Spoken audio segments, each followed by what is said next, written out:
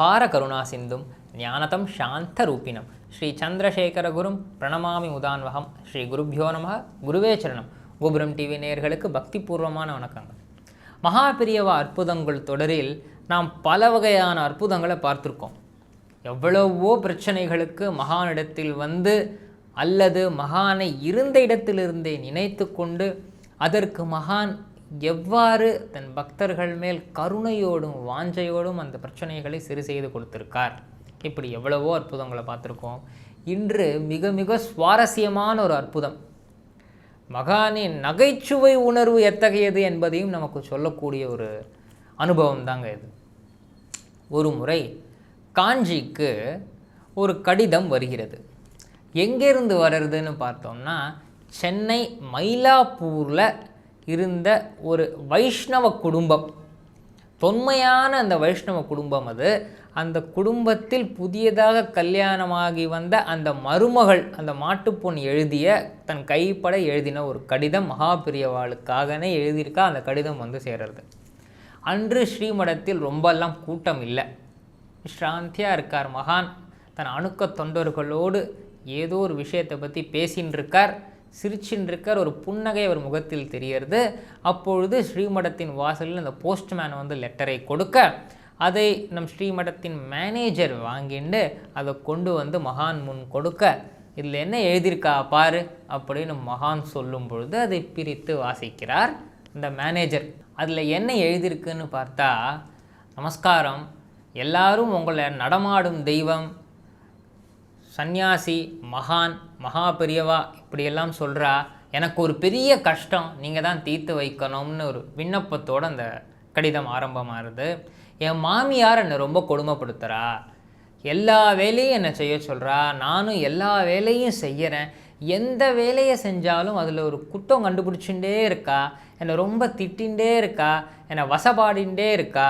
அதோடு நிறுத்திக்காமல் என்னுடைய குடும்பத்தை பற்றி ரொம்ப தரக்குறைவாக பேசுறது, அவள் மேலே ஒரு அசூயை, அவள் மேலே ஒரு பொறாமை, அவளையும் மாறி மாறி வசப்பாடின்னு இருக்கா. நான் எவ்வளவுதான் பொறுத்துண்டு பொறுமையாக இருந்தாலும் எனக்கு மனசு அப்பப்போ விட்டு போயிடுறது, அழுகையாக வர்றது, எனக்கு ரொம்ப பயமாக இருக்குது, ஏதாவது அசம்பாவிதம் நிகழ்ந்துடுமோன்னு. நீங்கள் தான் நடமாடும் தெய்வமாச்சே, எல்லாரும் உங்களை அப்படி தானே வேண்டிக்கிறா, கொஞ்சம் என் பிரச்சனையை தீர்த்து வைங்கோ, நமஸ்காரம்னு அந்த கடிதத்தில் பெருசாக எழுதியிருக்கு. அப்படியே பெரியவா யோசிச்சாராம், இந்த ஒவ்வொருத்தருக்கும் எவ்வளவோ பிரச்சனைகள், மகா சுவாமிகள்கிட்ட வந்த பிரச்சனைகள், தன் இல்லத்தில் இருக்கும் பசுமாடு அதிகமாக பால் கறக்கிறதில்லை, இந்த பிரச்சனைகளிலிருந்து தொடங்கி இந்த உலகப்போர் எப்போ முடியும் பெரியவா, ரொம்ப சிரமமாக இருக்கேங்கிற வரைக்குமான பிரார்த்தனைகள் எல்லாம் நம் மகானிடத்தில் வந்து சமர்ப்பிக்கப்பட்டுள்ளது. அது எவ்வளவு பெரிய பிரச்சனையாக இருந்தாலும், எவ்வளவு சிறிய பிரச்சனையாக இருந்தாலும் எல்லாத்தையும் பொறுமையாக மகான் கேட்டுப்பார். ஒரு தாய் கேட்டுக்கொள்வதை போல் கேட்டுக்கொள்வார். இப்பொழுது இது ஒரு புது டைப் ஆஃப் பிரச்சனை இது இல்லையா? மாமியார் கொடுமைப்படுத்துகிறாங்கிற பிரச்சனை, குடும்ப விவகாரம்.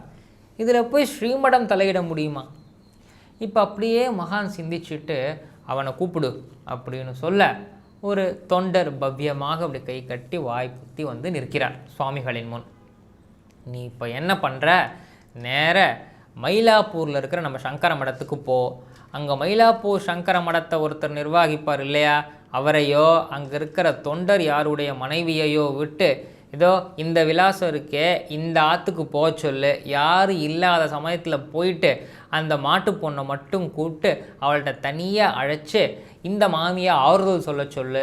என்ன சொல்லணும்னா, சீதை, தமயந்தி, திரௌபதி, நல்லதங்காள் இவாளை பற்றின கதையெல்லாம் சொல்லி, இவாலாம் சாதாரண பெண்மணிகள் கிடையாது, சரித்திரத்தில் மாபெரும் இடம் பிடித்தவா, இவாளே இவ்வளோ கஷ்டப்பட்டிருக்கா, அதனால் நீ பொறுமையை கடைப்பிடிச்சனா, அவளாம் எப்படி பொறுமையாக இருந்தாலோ நீயும் பொறுமையை கடைப்பிடிச்சுட்டனா உனக்கு எந்த கஷ்டமும் கிடையாது, உன்னுடைய நிலைமையும் விரைவில் மாறி போயிடும், நீ கவலையே படாத, சுவாமி மேலே நம்பிக்கையாரு, சுவாமி வேண்டின்றேரு, உன்னோட கஷ்டமெல்லாம் கரைஞ்சு போயிடும்னு ஆறுதல் சொல்ல சொல்லு அப்படின்னு சொல்ல, இந்த அன்பரும் ஒரு பஸ்ஸை பிடிச்சு நேர மயிலாப்பூர் வந்து மயிலாப்பூர் ஸ்ரீமடம் சென்று அந்த சங்கர மடத்தில் இருந்த மேனேஜர் அழைச்சி இந்த விஷயத்தை சொல்லி, அவர் ஸ்ரீமடத்தின் தொண்டர் ஒருத்தர்கிட்ட சொல்லி அந்த தொண்டரின் மனைவியை இந்த பெண்மணி இல்லத்திற்கு அனுப்பி இவருக்கு இந்த எல்லா அட்வைஸையும் கொடுத்துட்டு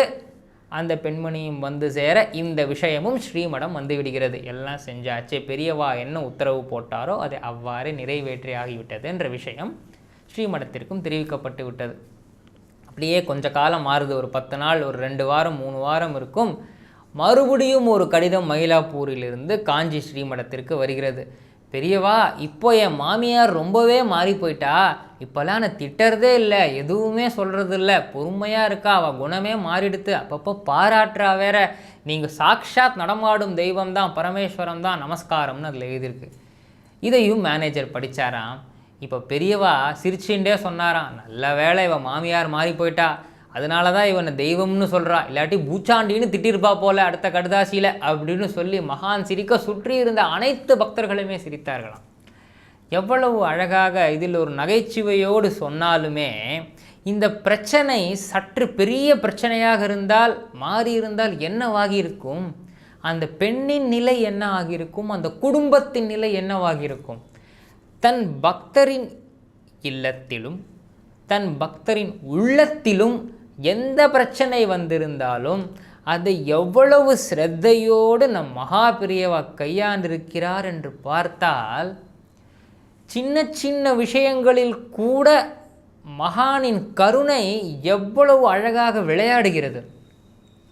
வந்தோம், பிரசாதம் கொடுத்தோம், எல்லாருக்கும் நல்ல விஷயம் சொன்னோம் என்பதோடு இல்லாமல் அந்த பெண்ணின் இல்லத்தில் அந்த பெண்ணுக்கு இவ்வளவு பெரிய பிரச்சனை இருந்திருக்கிறதே, இதை நாம் ரொம்ப சாதாரணமாக ஒரு விளையாட்டாக பார்த்துட்டோம். பல குடும்பங்களில் இது எவ்வளவு பெரிய பிரச்சனையாக வந்து முடிந்திருக்கிறது. அதெல்லாம் இல்லாமல் சுமூகமாக மகானின் அருள் அனைவரின் கஷ்டங்களையும் தீர்த்து வைக்கிறது. அதற்கான ஒரே மருந்து மகான் மேல் நாம் வைத்திருக்கும் நம்பிக்கையும் பக்தியும் மட்டுமே என்றால் அது என்றும் மிகையாகாது. சக்ருத் ஸ்மரண மாத்திரேன பவரோக விநாசகே சந்திரசேகர பாதாப்சே வாசேதாம் ருதிமே சதா.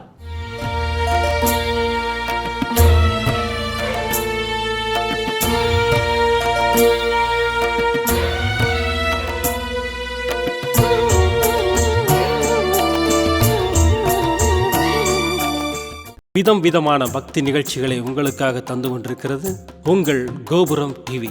உங்களுக்கு பிடித்த நிகழ்ச்சிகளை லைக் செய்யுங்கள், உங்களுக்கு பிடித்த மாணவர்களுக்கு ஷேர் செய்யுங்கள். மேலும் சப்ஸ்கிரைப் செய்வதோடு மட்டுமல்லாது அருகில் இருக்கும் பெல் பட்டனை கிளிக் செய்து கோபுரம் டிவி நிகழ்ச்சிகளை உடனுக்குடன் தெரிந்து கொள்ளுங்கள். மற்றும் ஒரு மகிழ்ச்சியான செய்தி, கோபுரம் டிவி ஆப்பை கூகுள் பிளே ஸ்டோரில் ஃப்ரீ டவுன்லோட் செய்து கோபுரம் டிவி நிகழ்ச்சிகளை தொடர்ந்து கண்டுகளியுங்கள். பாருங்கள், ரசியுங்கள், பரவசமடையுங்கள்.